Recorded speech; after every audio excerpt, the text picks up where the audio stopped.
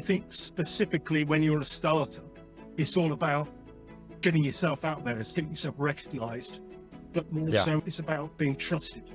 And to be trusted, you need quality copy. You need to be getting across what you stand for, but more importantly, why people should buy from you.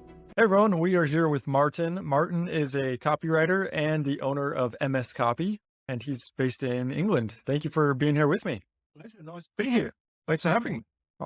Yeah, of course. I'm really excited to talk to a copywriter. I think it's a skill that not a lot of founders, entrepreneurs have just, naturally. And I think it's something that we also have kind of a difficulty delegating to other people.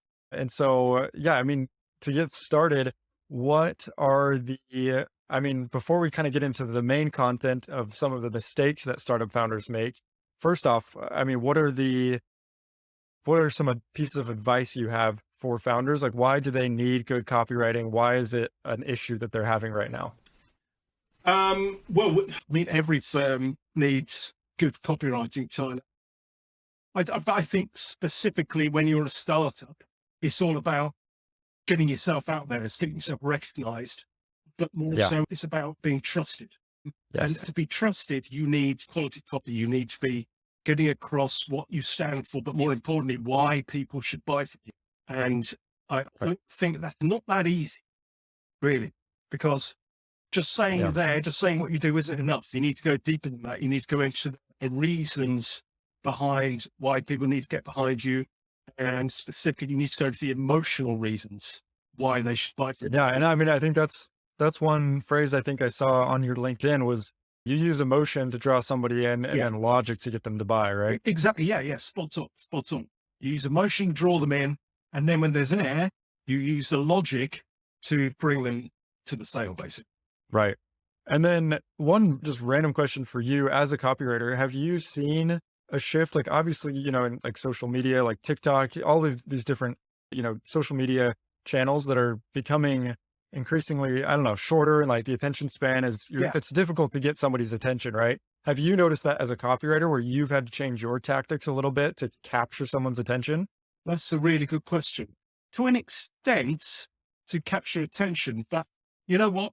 Long copy always, 90% of the time works better than short, because you can catch someone's attention, but then if you don't do the whole job, they're going to go elsewhere. So if you're writing a bit of sales copy, then you need to overcome every objection they may have. And you also need to fully sell every benefit. If you don't do that, then you haven't done the full job, and they're not going to buy from you. Attention isn't enough. Right. You also have to take them through the process. Definitely. That makes sense. Well, perfect. So let's get into kind of the main content that we wanted to talk about today, which is really the top 3 mistakes that you see startup founders making when it comes to copywriting. Yeah, of course. Okay. Well, I think biggest mistake, and this might be quite difficult for people to hear, but I think the bigger mistake is talking too much about yourself, because it's kind of the nature of a founder to be quite extrovert. You want to talk about yourself, whatever you're selling, your product, your services, your passion. You're very excited about it, and you can't help but express that through kind of the medium of yourself. I'm so excited to announce this. I'm so stoked by this or that or the other. And you see, forget to the point that the people aren't really interested in you. With that now, to an extent, what they're really interested in, what you're selling, how that can help their life. Yeah. Okay. It all boils down to one question: what's in it for me? Right. And by talking about yourself, you're not answering that. It's a nice backstory. Don't get me wrong. It's relevant. But what is really going to drive your business forward is answering that one burning question: what's in it for me? Yeah. And then do you have, it's totally fine if you don't have this kind of prepared or off the cuff, but do you have kind of a rough idea of what is that proper ratio? Because I think you should still, express who you are and, all those things. Like people still want to know, like you said, to an extent, they still want to know a little bit about you and your mission and all that. Is there like a rough, ratio? Like how much should be just true value specifically for the audience, totally selfless? How much should be about you a little bit? Wow, that's a really good question. Yeah, I kind of think it should be 75% about what you're selling, 25% about, for example, if you're running an email list, which if you're listening, you've got to start off, you really should be. 25% of your emails are fine if they're about you and about what's driven you and about what you want to achieve. But the other Yeah. 3/4 has got to be about what you're selling and how it's going to help these people. It doesn't matter if you're a Perfect. sell, and even do what you want, Right. but really, you've got to be really getting in there. That's how you're going to help. Right. Love it. Awesome. Well, yeah. And yeah, so thank you for sharing that first mistake. I've definitely noticed that. Like I personally have been posting on, I know you're pretty active on LinkedIn as well. I've posted on LinkedIn probably daily for about a year. Cool.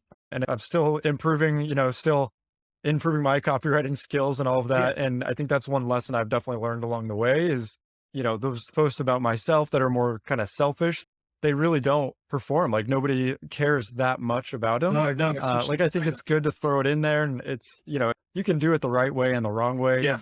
But I think, I don't know, that probably goes into another one of your top 3 mistakes. But I think for me, a lot of it is just practice, like getting your word out there and saying what resonates and what doesn't. Yeah, absolutely. And then you know what, LinkedIn is such a great proving ground because you can put the post up there and within minutes, how it's performing.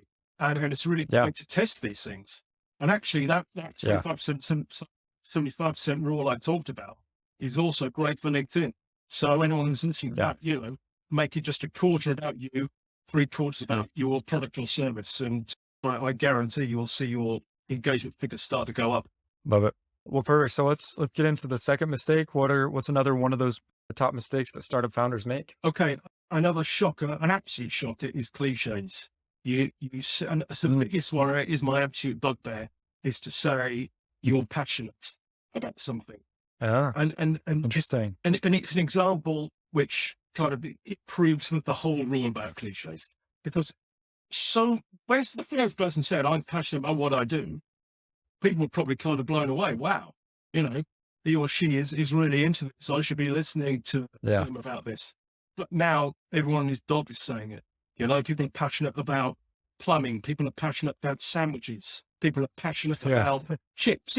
When everyone's saying something, that's the very definition of a cliche. So if you're using that kind of language, right, you're immediately losing people. Hey everyone, in this quick break, I wanted to give a shout out to Coconut VA. They are making this podcast possible. This podcast is hosted by me, but a lot of the back-end work is actually done by a Coconut VA. I'm the co-founder of Coconut VA, and we find Filipino virtual assistants for US companies. So if you've got a proven business model, you're growing, you need help with operations, general admin, lead generation, or really any help around the business, you could probably hire a Coconut VA. You can find a link on my podcast page, thebtspodcast.com, or at coconutva.com. My podcast is a great example of how a Coconut VA could help you. I've done the work to systematize my podcast, systematize the production process, and now I can bring in a Coconut VA to actually execute that process. If you're ready to delegate tasks, you're ready to hire a Coconut VA. To give you an example, Simon, a few weeks ago, I was at a culture fair here in England, and I love my beer, my real ale, that's called craft beer. And there was a couple of stores selling beer, okay? One stall, and you couldn't try it. And I wanted to buy a few bottles. I didn't know what to buy. One stall talked about the passion and drive behind their brewery and how invested they were. And, all these cliches just rolled out on this big board. Yeah. The other stall, what he taught, it didn't say anything. It talked about how their head brewer had been around the world looking at different hop varieties. It talked about how they tried every beer kind of 200 times and ran it through tasting tests and all that and the rest of it. And you see, the cliches were just taught. The other one was proof, right? So you think, it's been around the world testing beer. They're trying it 200 times. They're running through tasting tests. It's got to be good stuff. And that worked like a charm on me. I bought from not the cliches, if you like. Very nice it was too. Yeah. Yes. Well, very good. Yeah, no, I love that. Yeah. That'd be my message. And when you're writing, just try and avoid stuff you see all the time, which is basic definition of a cliche. Cliche. And this kind of feeds into my next one. But Dawn, have you got something to say there, Tom? Yeah, well, just one quick note before we move on to the third one. So I have noticed that I love that, first off, you should not, use all of these cliches. Obviously, they're kind of losing effectiveness in some ways.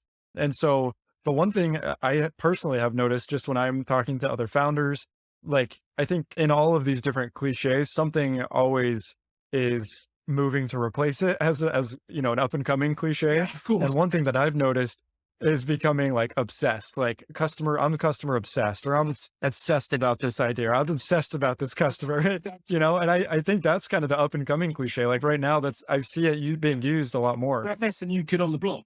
We're obsessed with Yeah, customer right. service. We're obsessed with delivery. Yeah. So yeah, got to find a new word now. Why would you want to fight for an obsessor? This doesn't make sense. Yeah, right. Perfect. Well, yeah, that was one quick note I wanted to make is it is interesting. It's constantly changing everything. You have to be, and I think one of the notes you even made on LinkedIn is good copywriters are also good readers. They're not reading just, you know, copy centric books. They're reading all sorts of different literature to become better copywriters, more well-rounded.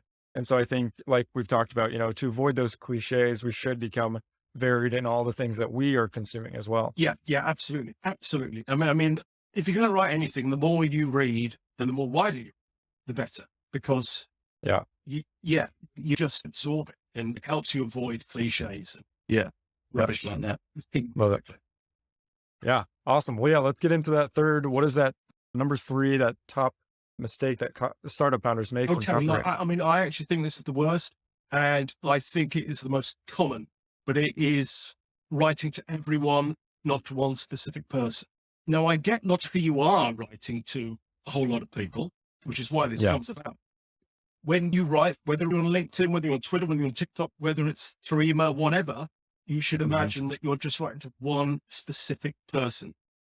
Imagine you're sending an email, say, to a friend, because I mean, literally, you kind of are, because there's going to be all these different people reading it, and it's just a one-to-one channel. Right. If you just imagine lots of people in front of you while you're writing, at least quite formulaic language. Whereas if you just imagine that you're writing to a friend, then you lose the kind of formality which comes with lots of people, and you just become chatty, you become personal, and you stop using such long words, and you stop using jargon.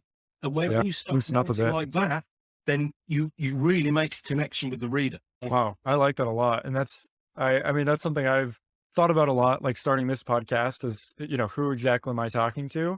And then even, you know, in the future, like I'd like to start, you know, a newsletter and write all these emails. And I think that's one thing that I need to start doing today probably is, like you say, like even, you know, if I'm drafting out an email, maybe it's going out to 300 people, but I should, in my mind, you know, write to, this is the one person I know that is absolutely perfect. Exactly. Like they are my target audience. I'm pretending I'm going to write just to them. Yeah. And then if it works out, you know, then let's make that a general newsletter that goes out to 300 people. Exactly. Yeah. Forget how many people is there. Just visualize one person in your mind, someone you like, and write directly to them. Because then you get all that beautiful natural language coming through. When you forget, and when you become too business-like about it, if you like. Right. And do you have any, I mean, one thing that I've struggled with is, you know, how far, I think it depends on the business and where you're at, what stages you're at, but how big or small of a niche should you focus on when, you know, copywriting or starting a marketing effort or a podcast, whatever it is? Obviously you don't want to go too broad. Like you said, you don't want to talk to everybody because then you're talking to nobody. So how small do you really want to go? How specific do you want to get? Well, that is interesting. And it kind of depends on what you're selling. Certainly the more you know about your ideal customer, better. Yeah. You know, narrow it down. You kind of don't want to exclude everyone at the same time. You only have a certain amount of people that are going to buy from you. So the more you know about that group of people and the more you appeal to that set of people, the better. For example, let's say you sell exclusively to, I know you're based in Arizona. So let's say you're kind of mostly selling to people from Arizona. So you've got 75% of people on your list from Arizona, 25% of people in the rest of the world. You can afford to talk about things that are specific to Arizona. Now, okay, the 25% might not get that, but most of them don't care, as long as they're using decent copy, you know. So really zone in on the people that are going to buy, or most likely to buy, put it that way. Yeah, perfect. Awesome. Well, thank you for all this so far, Martin. One quote that I'd like to bring up again from your LinkedIn, I'd like for you to put some more color behind it. One quote that I found is, one of my great strengths as a copywriter is that I'm a complete idiot. Could you explain that phrase? Explain what you meant by that. Okay. Well, basically, that has many drawbacks in many walks of life. But for me, as a copywriter, I kind of struggle to understand things. So that means I ask a lot of questions. And even if I think I've got something, I will still ask someone to explain it to me. Because if I can understand it, Yeah. then I can explain it to someone else. It's a bad mistake to just assume someone's going to understand, because a lot of the time they're not. Yeah. So the more you understand, the better, because you've kind of got to go after the lowest common denominator. If you explain something to someone that you already know, you haven't lost anything. If you fail to explain something and some people are being left behind, then you haven't lost something. Yeah. Nice. I like that. Yeah, that's perfect. And yeah, no, I love that. And I think that's a phrase that I've heard recently is, like you're saying, you should be asking questions. You shouldn't be assuming, different things. And so one phrase that I've loved recently is becoming a learn-it-all versus a know-it-all. And I think that ties in perfectly to what you're saying, like just kind of assume, not that you're an idiot, like in a degrading way, obviously, but like, really that you want to learn everything. You're trying to learn it all. You don't pretend to know it all. You're coming from a humble perspective, like kind of that growth mindset. You're wanting to learn, you're wanting to grow, and you're wanting to improve. Try again. You can never stop learning. Right. Totally. Perfect. Well, thank you, Martin. Really appreciate your time here. Are there any other tips, tricks, or advice you want to give the audience before we sign off? Oh dear. I've got so many. I wouldn't know where to start, to be honest. No, I don't think so. We'll leave it at that. I would invite anyone. Perfect. Any questions to search now and drop me a line. Advice is free. Awesome. Love it. Thank you, Martin. And yeah, I mean, the last thing I'll say is Martin has a newsletter. Martin, do you want to tell people how they can get involved with that? How do they sign up? Yeah, oh, great. Yeah. I actually run a virtual pub called the Copy Arms, where I dispense all sorts of advice and tips on coming through and writing decent copy. And if anyone would like to come along, then the link is .ly/the Copy Arms. Perfect. Awesome. Thank you again, Martin. Really appreciate you being on today. No, well, thanks very much for inviting me. I really enjoyed it. Thank you for listening to Behind the Startup. If you like the show, make sure to follow the podcast and leave a review.